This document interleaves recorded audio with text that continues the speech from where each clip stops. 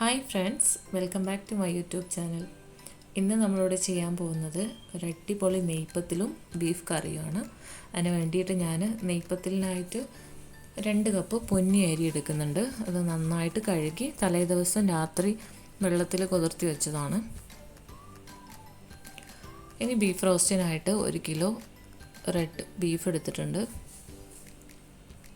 Beef നന്നായി കഴുകി marinate ചെയ്യുകയാണ്. അതിനായിട്ട് കുറച്ച് ഉപ്പ് ചേർത്തു. ഇനി ഇതിലേക്ക് മഞ്ഞൾപ്പൊടി ചേർത്തു, മുളക് പൊടി, മല്ലിപ്പൊടി, ഗരം മസാല ഇത്രയും ചേർത്ത് നന്നായിട്ടൊന്ന് മാരിനേറ്റ് ചെയ്ത് മാറ്റി വെക്കാം ബീഫ്. ഈ മസാല എല്ലാ ഭാഗത്തും ചേരുന്നത് പോലെ നന്നായിട്ടൊന്ന് മിക്സ് ചെയ്തെടുക്കാം. അതിനുശേഷം നമുക്ക് ഒരു കുക്കർ അടുപ്പിൽ വെച്ച് അതിലേക്ക് ആവശ്യമായ വെളിച്ചെണ്ണ ചേർക്കാം. വെളിച്ചെണ്ണ നന്നായി ചൂടായി വരുമ്പോൾ ഇതിലേക്ക് നമ്മൾ ginger, garlic, green chilli paste ചേർത്തു നന്നായി വഴറ്റിയെടുക്കാം. അതിനുശേഷം 2 വലിയ ഉള്ളി ചെറുതായി കട്ട് ചെയ്തതും കൂടെ ചേർത്ത് കൊടുക്കുന്നുണ്ട്. വലിയ ഉള്ളി നന്നായിട്ട് ലോ ഫ്ലെയിമിലിട്ട് ഒരു 10 മിനിറ്റ് വേവിച്ചെടുക്കാം.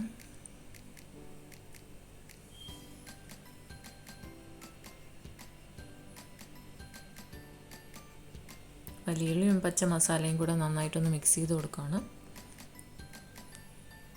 ഇനി ഇതിലേക്ക് ആവശ്യമായ ഗരം മസാല നമുക്ക് പൊടിച്ചെടുക്കാം. അതിനായിട്ട് ഞാൻ കുറച്ച് ഗ്രാമ്പൂവും പട്ടയും വലിയ ജീരകമാണ് ഇവിടെ എടുത്തിരിക്കുന്നത്. വലിയുള്ളി നന്നായി വാടി വന്നിട്ടുണ്ട്. ഇനി അതിലേക്ക് ആവശ്യമായ തക്കാളി കൂടെ ചേർത്ത് കൊടുക്കാം. തക്കാളി ഇവിടെ നന്നായി വെന്ത് വരുമ്പോൾ നമുക്ക് അതിലേക്ക് ആവശ്യമായ ബാക്കി മസാല കൂടെ ചേർത്ത് കൊടുക്കാം. ഉപ്പ്, കുരുമുളക് പൊടി ചേർത്ത് നന്നായിട്ടൊന്ന് മിക്സ് ചെയ്തെടുക്കുന്നുണ്ട്. ഇനി ഇതിലേക്ക് നേരത്തെ പൊടിച്ച് വെച്ച ഗരം മസാല ചേർത്ത് കൊടുത്തിട്ടുണ്ട്. തക്കാളിയും വലിയുള്ളിയും കൂടി നന്നായിട്ട് വാടി വന്നിട്ടുണ്ട്. ഇനി നമുക്ക് ബീഫ് ചേർത്ത് കൊടുക്കാം. നേരത്തെ മാരിനേറ്റ് ചെയ്ത് മാറ്റി വെച്ച ബീഫാണ്. അതും കൂടെ നന്നായി ചേർത്ത് മിക്സ് ചെയ്തെടുക്കാം.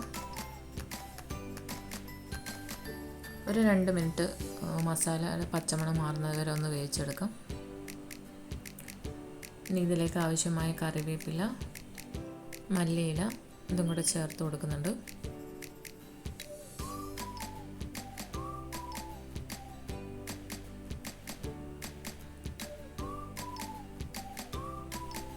ബീഫ് ഒന്ന് ചൂടായി വരുമ്പോൾ നമുക്കിതിലേക്ക് ആവശ്യമായ വെള്ളം ചേർത്ത് കൊടുക്കാം. ആവശ്യമായ വെള്ളം കൂടെ ആഡ് ചെയ്ത് കൊടുത്തിട്ടുണ്ട്. ഫ്ലെയിം കൂട്ടി വെച്ച് കൊടുക്കാം. കറി നന്നായി തിളച്ച് വരുമ്പോൾ നമുക്കിത് അടച്ചു വെച്ച് വേവിച്ചെടുക്കാം. പിന്നെ നിങ്ങൾ ഈ ചാനൽ ആദ്യമായിട്ടാണ് കാണുന്നതെങ്കിൽ ചാനൽ സബ്സ്ക്രൈബ് ചെയ്യാനും വീഡിയോ ലൈക്ക് ചെയ്യാനും മറക്കരുത്. പിന്നെ നിങ്ങളുടെ അഭിപ്രായങ്ങളും കമൻറ്റിലൂടെ അറിയിക്കണം. ബീഫ് കറി റെഡിയായി വരുമ്പോഴത്തേക്കും നെയ്പ്പത്തലിനുള്ള അരി അരച്ചെടുക്കാം. അതിനായിട്ട് നേരത്തെ കുതിർത്തി വെച്ച പൊന്നി അരി ഞാൻ മിക്സിയിലേക്ക് മാറ്റുന്നുണ്ട്.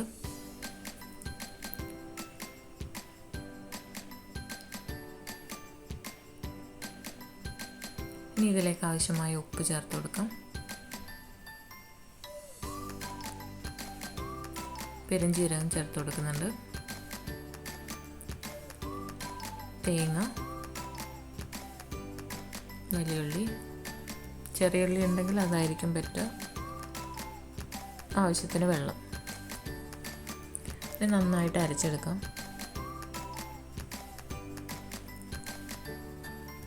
അരി ഇവിടെ നന്നായി അരച്ചെടുത്തിട്ടുണ്ട്.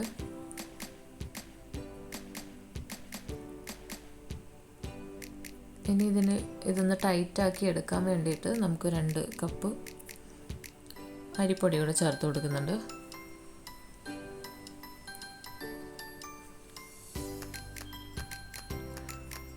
ഇതൊന്ന് നന്നായി കൈവച്ച് മിക്സ് ചെയ്തെടുക്കാം.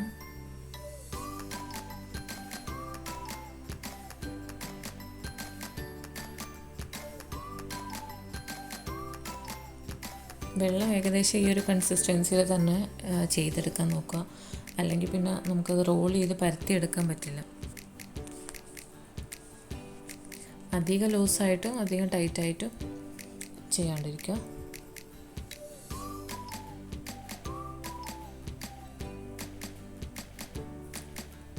ഇനി നമുക്ക് നെയ്പ്പത്തിന് വേണ്ടിയിട്ട് ഇത് പരത്തിയെടുക്കാം.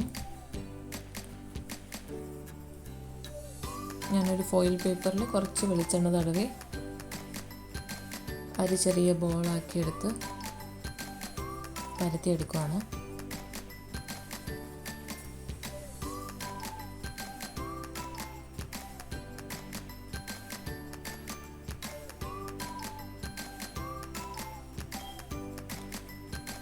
പിന്നെ ഇത് വറുക്കാനായിട്ട് നമ്മൾ വെളിച്ചെണ്ണ തന്നെ എടുക്കുന്നതായിരിക്കും ബെറ്റർ. അതാണ് ടേസ്റ്റ്.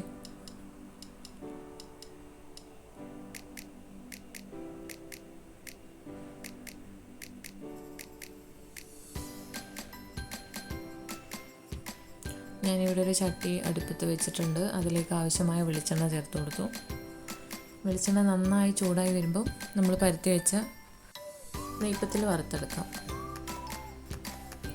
എണ്ണ നന്നായി ചൂടായിട്ടുണ്ട്. പെട്ടെന്ന് വറുത്തെടുക്കാൻ പറ്റും. പെട്ടെന്ന് വെന്ത് കിട്ടും. ഇങ്ങനെ പൊന്തി വരുമ്പോൾ മറിച്ചിട്ട് 2 സൈഡും വേവിച്ചെടുക്കാം.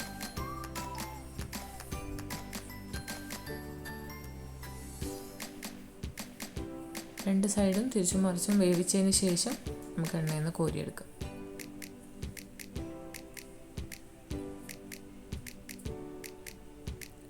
അങ്ങനെ മുഴുവനായി ചെയ്തെടുത്തു. ഇനി ബീഫും കൂടെ വെന്തിട്ടുണ്ടോ എന്നുള്ളത് നോക്കാം.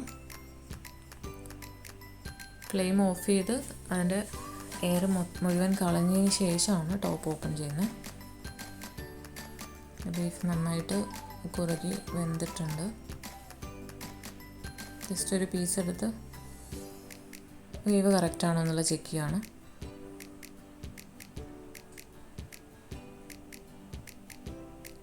വെന്തിട്ടുണ്ട്. പിന്നെ ഇത് പ്ലേറ്റിലേക്ക് മാറ്റാം. അങ്ങനെ നെയ്പ്പത്തിലും കറിയും റെഡി ആയിട്ടുണ്ട്. എല്ലാവരും ട്രൈ ചെയ്തിട്ട് കമൻറ്റ്സ് അറിയിക്കണം കേട്ടോ. Bye bye.